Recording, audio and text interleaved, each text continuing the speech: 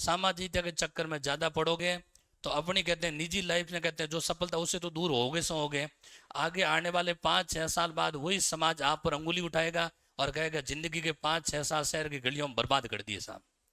भले ही आप लोगों ने हजारों की बेगार निकाली है, लेकिन ऐसा कभी भी समाज में कभी नहीं हुआ है कि साहब किसी विद्यार्थी ने 500 लोगों की बेगार निकाली है और उसे आज समाज कहते हैं साहब किसी मंच पर सम्मानित कर रहा है।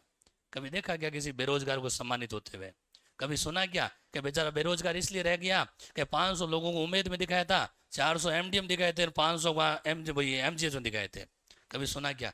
पर्चियां भर भर के भाई साहब जेब में भर दी है, लेकिन आज तक कोई मान सम्मान नहीं मिला। ये कड़वा सत्य है, समझ रहे हो ना? तो इन चीजों को पहचानो। कब तक दुनिया की कठपुतली बन के फिरोगे?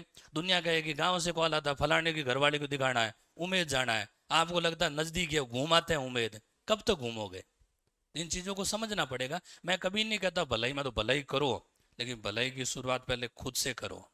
पहले खुद का भला कर लो और फिर दुनिया का भला तो भाई जिंदगी भर करना ही है। और मैं कभी नहीं कहता मानवता मत रहो, मानवता रखो, लेकिन उस मानवता की मिसाल को कायम करने के लिए पहले खुद के मानव के अंदर झांक कर देखो कैसा हम क्यों हैं और हम किस लिए यहाँ बैठे हैं और हमारी कहते हैं साहब फिलहाल, और हमसे कौन कौन लोग हैं जो ऐसी आशाएं लेकर बैठे हैं। एक दिन लाडला लाडली कहते हैं साहब पढ़ कर आएगा और हमारे कहते हैं सामने कहते हैं ज्वाइनिंग लेटर लेकर आएगा